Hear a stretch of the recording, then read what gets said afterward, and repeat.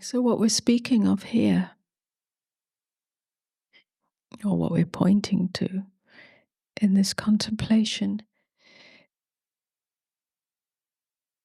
is the myth of hope. Hope that the next moment will finally give you permission to rest in yourself, to come home, to simply be.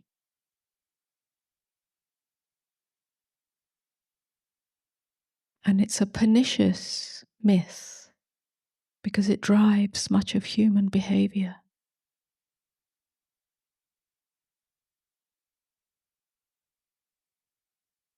It drives the seeking mechanism.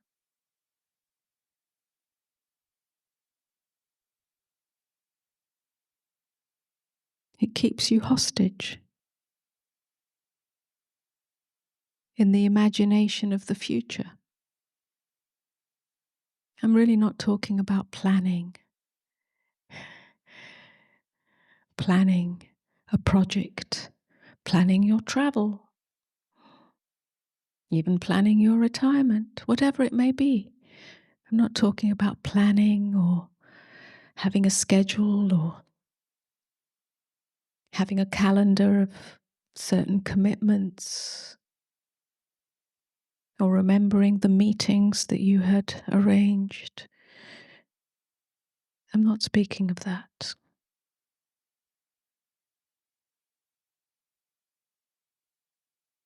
I'm speaking of the hope,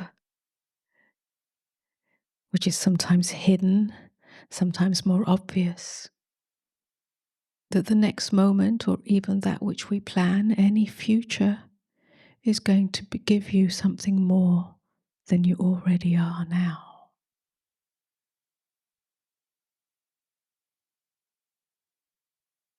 So it keeps us on a kind of nervous edge, tension, agitation. In ordinary ways, it's the distractions, the daily distractions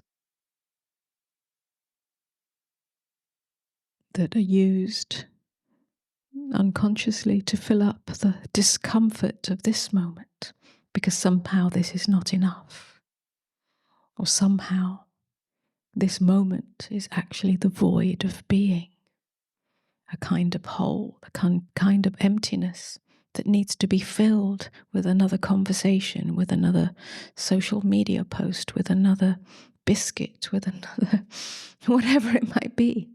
In themselves, nothing wrong, because much of that is functional.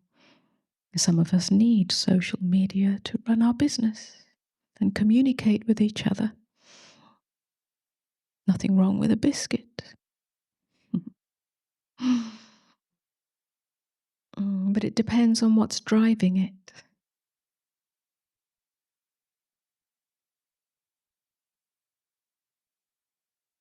Very often, even in falling asleep, there's this constant churning of thought material, thought content, not allowing you to just rest in the emptiness right here in this moment.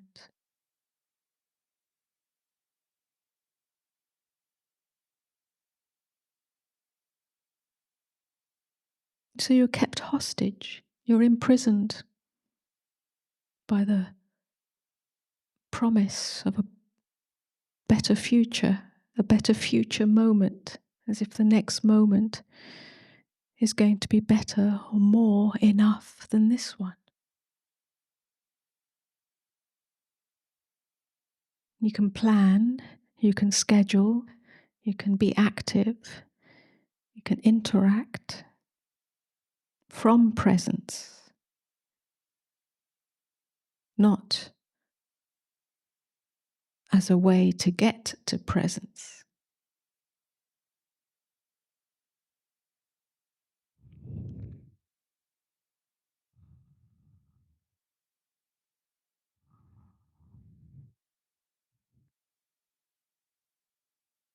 So to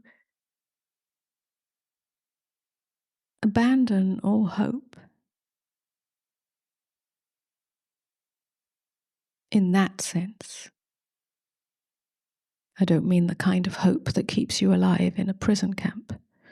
Yeah, their hope, the human spirit, keeps us alive. The flame of hope keeps us alive. Whatever, if there's a challenging circumstance or a life-threatening circumstance. I'm talking about the more subtle hope. So to abandon this more subtle mechanism of hope allows us to trust without the next moment what is here. And to totally trust what is here, because that's all there is here. In this moment, this is all there is. Whatever it is, whether it's heartache or any textural field of the human experience we can describe or name. To trust allows you to be free in the present, not a prisoner of the future.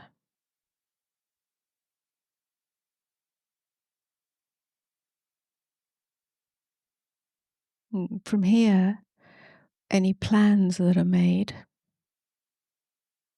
any responsibilities, and so on, have a lightness and a fluidity and a resilience. They don't have an agenda for the outcome, an outcome that I am dependent on for my feeling of goodness or feeling of rightness or feeling of safety.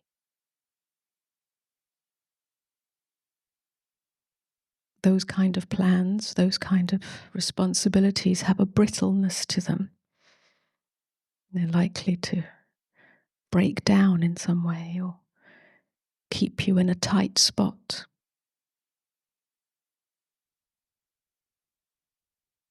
To the undoing of hope and the living in the trust of now in all aspects of our human experience.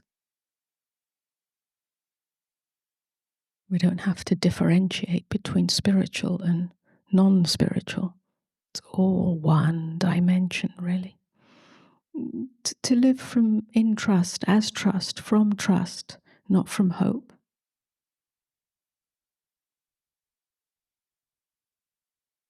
Not only allows actions, activities, plans, and so on to be more creative, to have more flexibility, and therefore more possibilities that don't have an agenda invested in them. The outcome is not fixed in your hope mind. Not only that, but you develop maturity,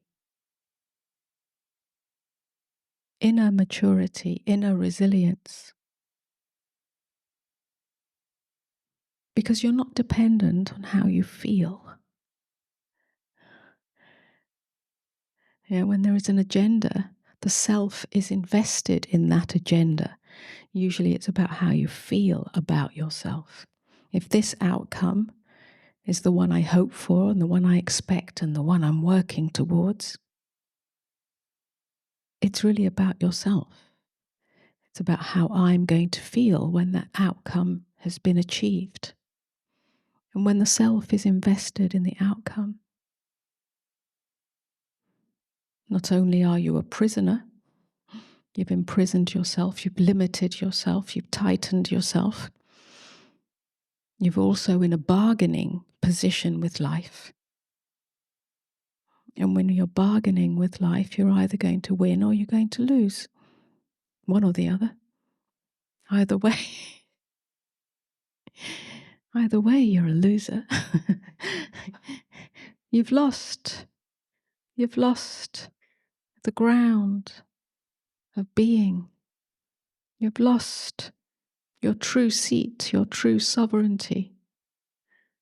your true beauty, your true grace, your true light. Don't bargain with life. Don't bargain with the next moment.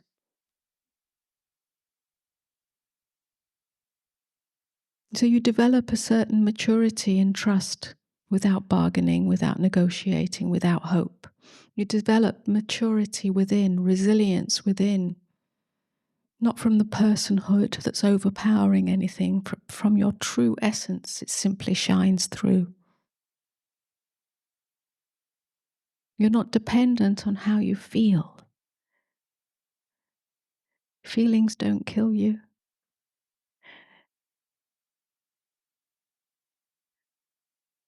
Feelings don't define you. You have the capacity to weather any storm. This trust doesn't guarantee that the weather will always be pleasant. It simply offers you a wider sky.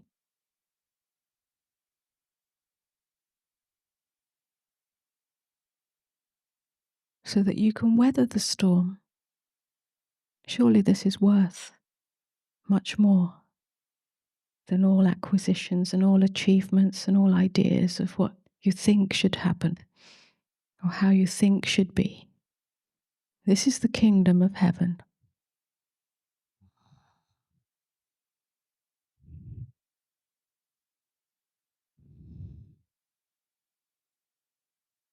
And more you will live in that trust, live in the unknown.